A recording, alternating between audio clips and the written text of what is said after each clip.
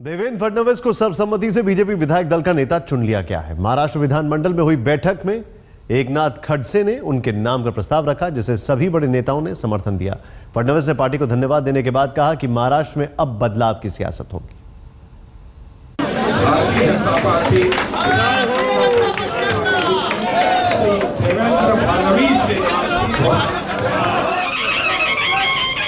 सिर पर सजी पगड़ी इस बात का प्रमाण दे रही है कि देवेंद्र फडणवीस के लिए महाराष्ट्र के मुख्यमंत्री का आसन बिछ चुका है। विधान भवन में बीजेपी विधायक दल की एक छोटी सी बैठक में देवेंद्र फडणवीस को सर्वसम्मति से नेता चुना गया। जो एकनाथ खड़से विधायक दल की बैठक से पहले मुख्यमंत्री पद को लेकर अपना दावा ठोक रहे थे, उन्होंने ही फडणवीस के नाम का प्रस्ताव रखा, जिसे सुधीर मुंगटीवार ने समर्थन दिया। बाहर आकर खबर दी गई कि बीजेपी विधायक दल ने महाराष्ट्र में अपना नेता चुन लिया है।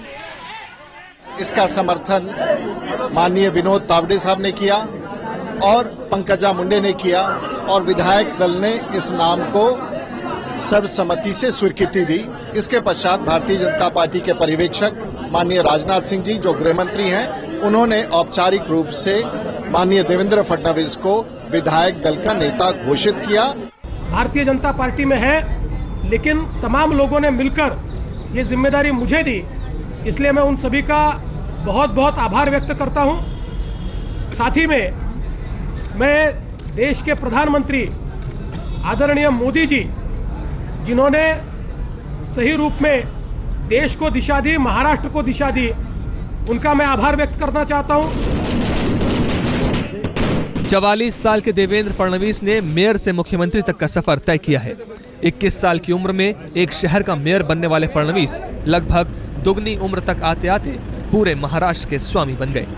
साफ सुथरी छवि वाले और पढ़े लिखे देवेंद्र फडणवीस के युवा कंधों पर महाराष्ट्र जैसे सूबे का भविष्य है, जहां की जनता ने कांग्रेस एनसीपी की भ्रष्ट सत्ता से बदलाव के लिए बीजेपी पर भरोसा जताया है। कमलेश सुतार के साथ साहिल जोशी, मुंबई, आज तक। कुछ और रिएक्शंस हैं जो कि आ रहे हैं, और वो है उन किसानों के परिवारों के, खासकर जिन्होंने सुसाइड किया था, और उन किसानों के जिनके लिए देवेंद्र फडणवीस एक उम्मीद की किरण है, जिनके लिए देवेंद्र फडणवीस ने आंदोलन किए। अब उनके लिए क्या करते हैं, ये बड़ा सवाल है।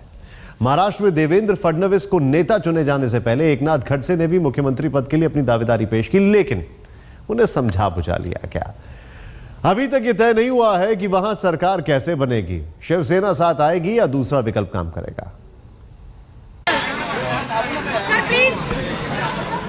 ये तय था कि देवेंद्र फडणवीस बीजेपी विधायक दल के नेता चुने जाएंगे, यानी महाराष्ट्र के अगले मुख्यमंत्री के रूप में फडणवीस का नाम फाइनल। लेकिन बीजेपी विधायक दल की बैठक से ऐन पहले एकनाथ खड़से कोप भवन में जा बैठे।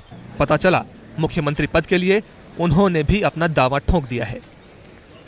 नाराजगी का कोई सवाल ही नहीं होता है, क्योंकि नेता का चुनाव तो अभी हुआ ही नहीं।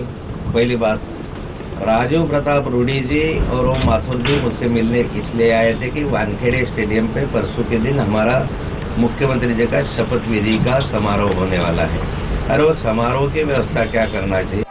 एकनाथ खड़से अड़ गए तो दिल्ली से मुंबई पहुंचे बीजेपी नेता उन्हें समझाने की कोशिशों में जुटे।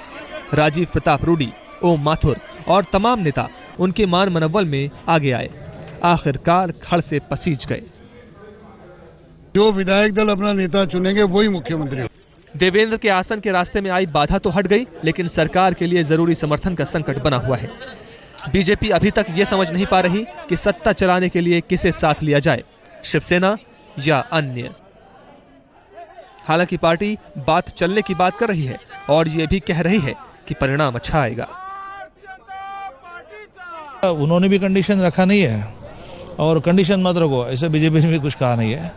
चर्चा जारी है और इसमें से कुछ पॉजिटिव ही हल निकलेगा। इस बीच शिवसेना खेमे से यह खबर आई है कि वो 2 दिन और देखेगी। उसे उम्मीद है कोई न कोई रास्ता निकलेगा। उद्धव ने अपने नेताओं को चुप रहने की सलाह दी है। पर्दे के पीछे बातचीत जारी है। शिवसेना मानती है कि बातचीत बेकार नहीं जाएगी। आप देखते रहिए। सर, चर्चा किस स्टेज पे पहुंची है? कुछ चर्चा ठीक चल रही है, हम देखेंगे। ये साफ हो चुका है कि शिवसेना सत्ता के लिए नरम पड़ गई है। उसने अपना और बीजेपी दोनों के खून का मिलान भी करा दिया है। लेकिन सत्ता के स्वार्थ में सहोदर नहीं मिलते तो दोस्तों का क्या भरोसा। महाराष्ट्र में एक को आजादी से सत्ता चलाने का अधिकार चाहिए और दूसरे को बीजेपी के सत्ता के सपने को सच करने का टैक्स। पंकज खेलकर और कमलेश सुतार के साथ साहिल जोशी, मुंबई, आज तक।